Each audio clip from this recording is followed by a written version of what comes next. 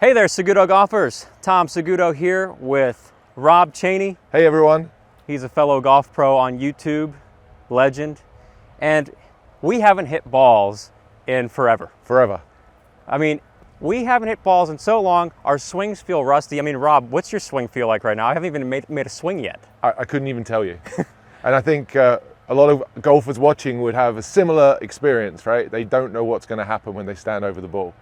Yeah, they have no clue what's going to happen because they've got a lot of swing thoughts in their head or they're trying a lot of different moves. Mm-hmm. My shoulders right now feel about as stiff as a board. I just feel like this. But I'm confident that when we get over this shot here, we're both going to get over these shots, completely winging this. How certain are you that you're going to make good contact? I'm 100% dead certain. Me too. Because we have a system. We have and a we're going to system. talk about how you can do this as well. All right, Rob. I'm just going to get a little bit of a feel first. This is 100% nothing right now. Are we going to go on 3? We're gonna go on 3. Okay, I accidentally made a divot after where the ball would have been. That's good. That's good. I'm ready. You want me to give you a count? Yeah, please give us the count, cameraman. So, oh boy. Are we ready? Oh shoot. Ready? All right, ready. 1, 2, 3.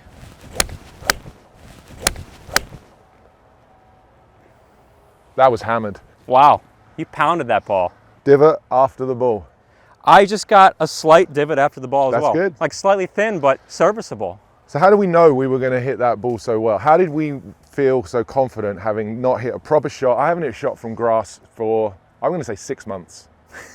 So longer than you. I've hit a few balls in practice or in teaching a lesson. But how do we know that that was going to happen, or pretty certain that was going to happen? And how can we help every golfer out there watching to have a similar degree of certainty? Yeah, see, the number one reason why we felt so confident over those shots, having not hit a ball in forever, is weight forward in the golf swing. Put the weight Controlling forward. your low point. Yeah. And mastering that. Start. First place to start. If you ever struggle with contact, is your weight forward. Now, I kind of did a little bit of kamikaze move here. I went all in because I knew it had been so long. And you may have noticed on my swing, I nudged a little bit more weight forward because my feel is gone. That's a great thing to point out. If you're not sure, put more weight forward, right? How many people do you teach who have too much weight forward? About 0.5. Exactly. And so I think for the majority of golfers watching, they don't fully appreciate, I think most people have a concept that you should have your weight forward when you hit the ball, but I don't think that many people truly understand what that feels like or how much that should be. Right.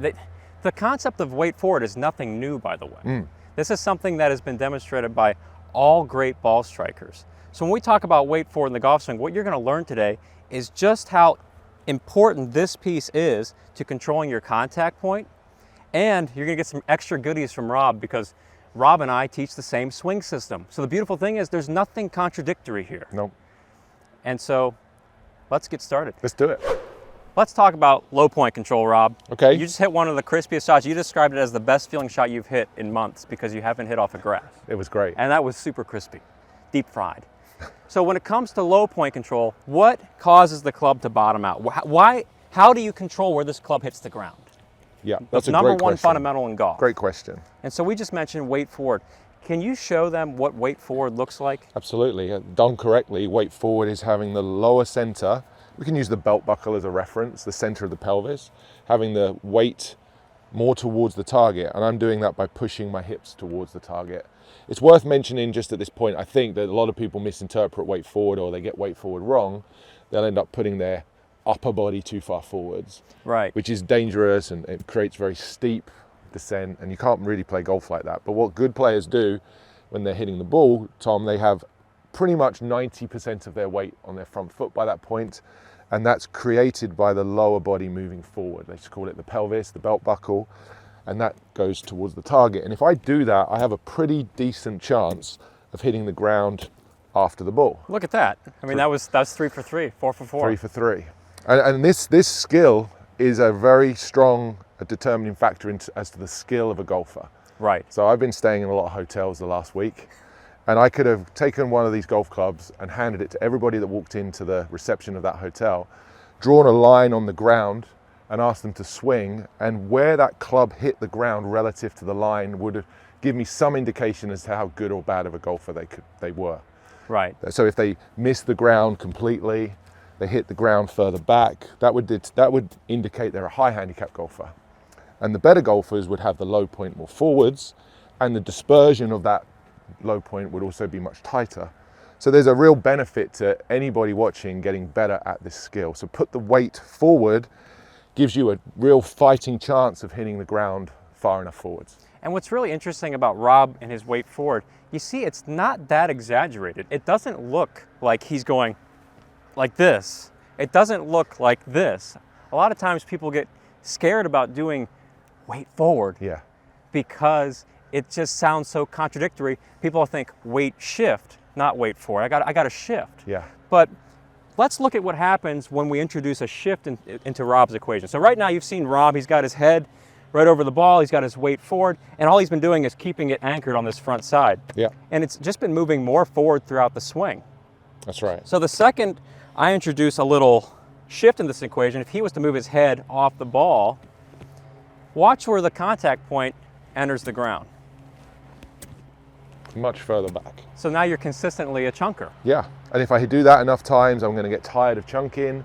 Then I'm going to start bending my arms to not hit the ground, and I'm going to start topping. Right. And that, to the golfer watching, maybe they think they've got many different problems then, but the truth is they just have one core problem. They don't have their weight far enough forwards, and all of these other issues are being caused by that fault.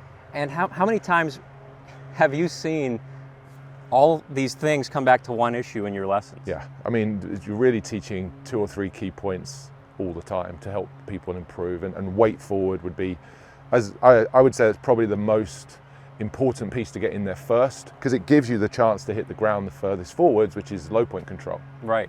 And then you have consistent distance, you're hitting more greens, you're making more birdies, more pars, and it feels really good. It does. I mean, most golfers actually prefer the feeling of a great shot versus a great score. This will get you hitting the ball great and also help you to shoot lower scores as well. And it doesn't take a lot of time to do this. No. We're going to show you a really simple drill to get that. But just on the other side, showing you if Rob was to move his head targetward. So we don't want the opposite either. If he moved his head and his upper body forward with the weight, now he's going to strike somewhere way out in front. And you saw how that divot was actually very steep. The club kind of stuck in the ground a little bit. Yeah, I'm starting to see the Earth's core right there. That's right. So you're right to point that out. It's a balancing act of keeping the head, simply put, keep the head steady, keep the lower body, the weight forward part of a good swing is the lower body forward, the pelvis moving forward. Right, so I'm going to take this alignment stick. So just take a neutral setup here for a second, Rob. My standard setup? Yeah, let's say you're doing 50-50. Okay. Just stand up straight, standing up like normal. He's going to bend forward to the ball. He's 50-50 right now. If I put this alignment stick in the ground right next to his hip, just watch him set his weight forward. Boom, he's right into that stick. So this is the smallest adjustment with possibly the biggest impact in your golf swing ever. Yeah. Because everything in his swing is going to work around this point. Yes. Not only is it going to control contact, but if you're someone who struggles with distance, if you struggle with flexibility, if you're a senior golfer and you think that you need to go to the gym, forget it. This is the key to opening up your entire golf swing. So Rob can get more shoulder turn and hip turn just based on weight forward. His whole body starts working around this one point. I love telling people that it's like a door. It's like, here's the hinges, and the whole golf swing opens up around those hinges. How simple is that? I mean, why would you want it? First of all, that's the best way to do it. And if it wasn't, why would you ever want it to be more complicated than that anyway? I mean, it's so simple. Put the weight on the front, keep the weight on the front, and hit the same spot on the ground. There it is again, every single time. That's the key to better golf. This isn't an accident. This is just physics and geometry at work. It's design. I have an expectation of what's going to happen before it's even happened. And that's the same when I watch a golfer, when I'm teaching and I see them set up to the ball, handle back, weight back. I have an expectation of where they're going to hit the ground before they've even swung. Yeah. Which is, they're going to, make, there it is. It's not by accident. So even, go ahead. I'm seeing these crispy divots. Just whack one for a second. Give us like a little half swing, full, whatever you feel, but just keep that weight forward and show people. If someone really wanted, if someone really wanted to make sure they were going to hit the ball first, I'd put maybe a little bit more weight forward. I know you said you tried that on that first one we hit today. Just hold that weight on the front and just hammer it. Oh. That's still going, I think. Yeah, it's still going. And it just re-entered the atmosphere. So Rob, you didn't swing much at all, and that thing rocketed. Yeah. And that's his second shot in 6 months. And there's a ball divot strike. 2 for 2. Not an accident. It's not a happy accident like Bob Ross would say. No, this is certainty. Yeah. Because of weight forward. Yeah. I would say there's one more piece that we should share with everyone, just because for the golfer who's spent so much time back on their trail leg, and they may have hit the ground before the ball, we've already demonstrated this one, that golfer would be bending their arms a lot because they don't want to hit the ground. You've actually become scared of hitting the ground because you hit the ground in the wrong place. So because of the poor weight distribution, the arms have learned to flex.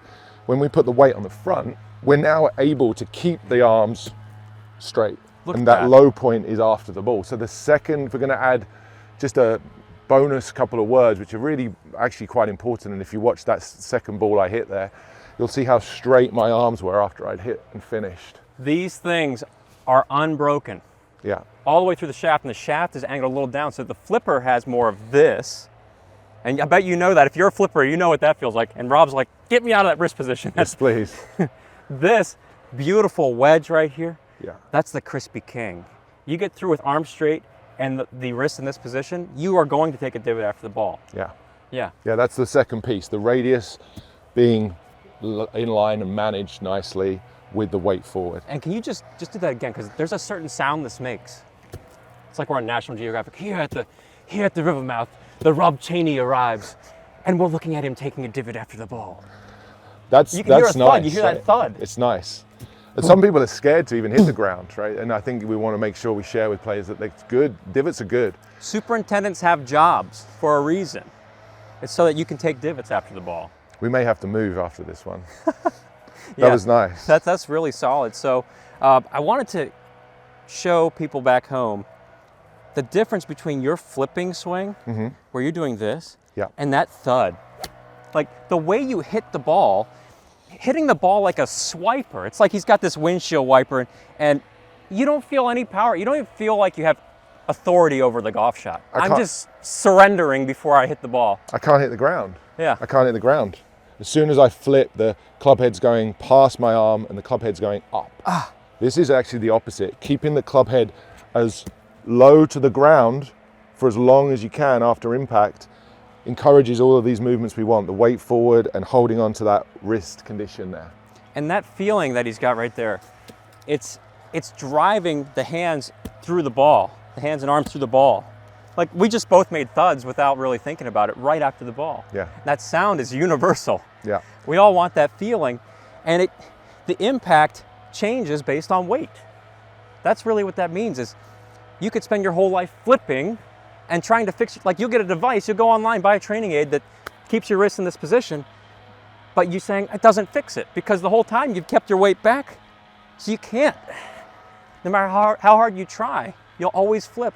So weight forward fixes impact, it fixes contact, so impact position, contact is related to that. Yeah. I mean, it controls contact. Ball speed, you start hitting the center of the club face, you get maximum smash off the club.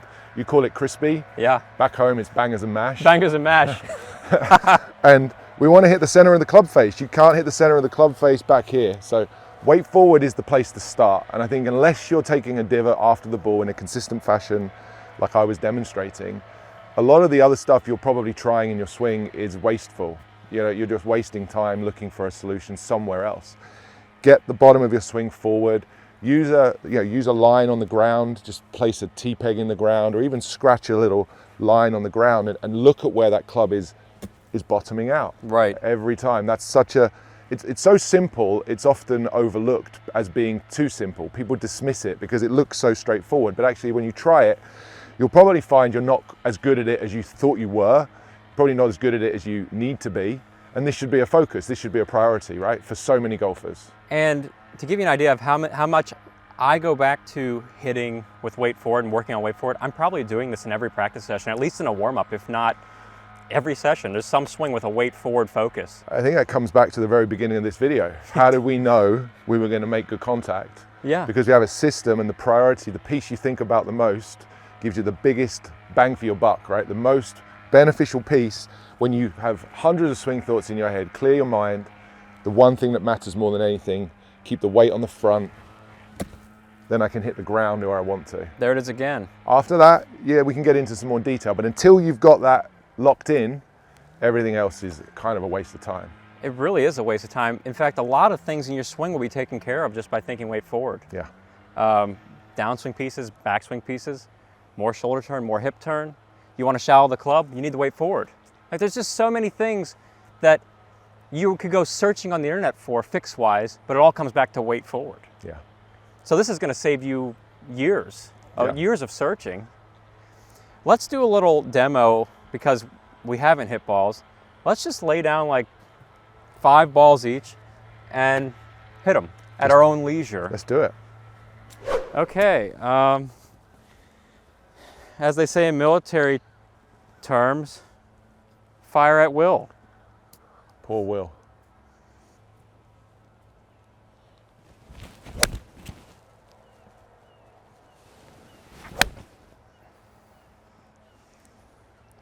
You know, even just doing this exercise for 3 balls now, the fact it's focused me more on that weight piece than I might ordinarily be has really, really helped. And I can feel when I'm doing this, that throw down, I call it a throw down, but the arm straight after impact, it creates an instant divot.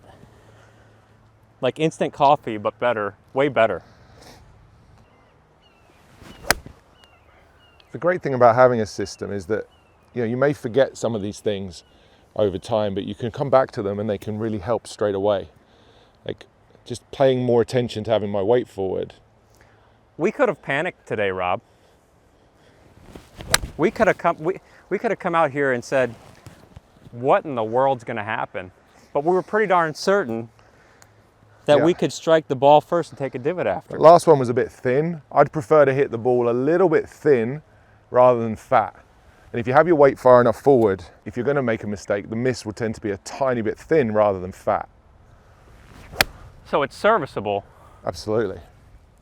And you're still going to be on the green as opposed to being 3 feet in front of you. Yeah.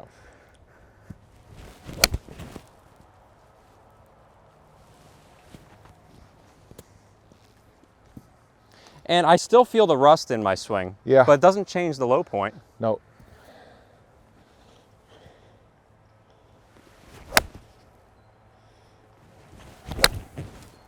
Crisp. Yeah. Again, just more weight forward. I think if you're not sure, just emphasizing a little bit more weight on the front is a great place for you to spend your time. And as you said earlier on, you rarely see anybody who has it too far forward at impact. Get a rear end view of you guys. That'll show some weight forward too. Oh yeah. Well, it's interesting you mentioned that because I even fight getting my weight going back at setup. Like sometimes I think my weight's forward and it's nowhere near as forward as it needs to be. Yeah. And then I start hitting thin shots. I'm like, why? And that's the weight. Yeah.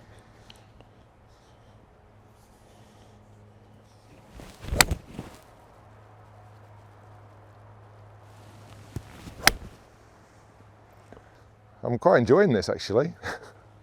I forgot how much I enjoyed hitting balls. I forgot golf was supposed to be a fun game. Yeah. There's no better feeling, right? This is why we play. Oh, that's Best sounding one good. of the day, right there.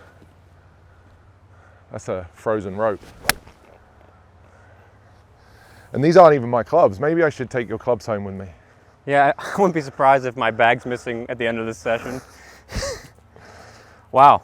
So 5 golf shots, 5 divots. If anything, erring on the thin side. That's some fun golf right there without having hit balls in forever. Yeah. And one other note for the folks back home who are dealing with mats. If you're in a situation where, you know, the mat can mask that club bounces off the ground, you're not sure where the club's coming into the ground. Yeah. I know you do a lot of teaching indoors in those environments. Yeah. What do you typically do? I mean, the launch monitor probably tells you a lot. if you're fortunate enough to practice with a TrackMan, it will tell you where the low point was relative to the ball. So that's a useful one, but not everyone's fortunate enough to be in that situation. And you're right to bring that up. It is a limitation for sure. And I think it's actually one of the reasons so many golfers struggle with this skill, because they don't see the error until they're on the grass when they're playing, and then they don't compute the error to the practice because they thought their practice was going well. To answer your question, a couple of things you can do. If you have a stick, I'd sometimes just take an alignment stick. If you want to grab me a ball, Tom. Yeah.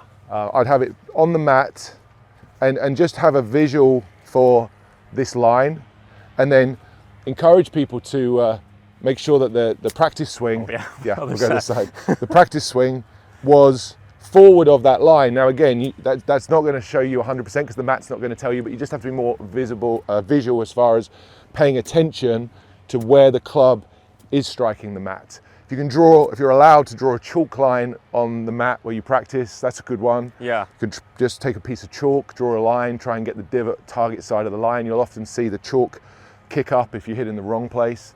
Bryson did a nice video where he put a piece of tape, a strip of tape on the mat in a similar fashion. Again, trying to hit in front of the tape.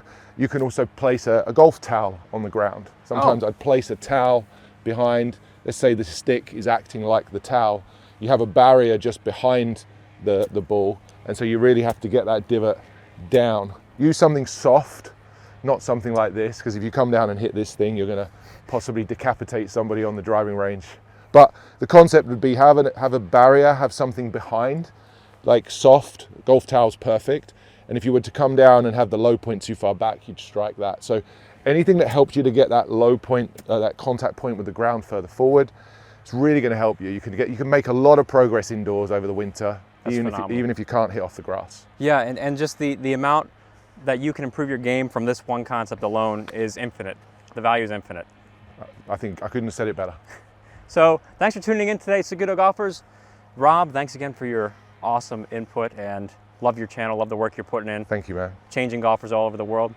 And we got some other episodes coming up for you featuring Rob, having some fun doing this, and looking forward to seeing you in the next video.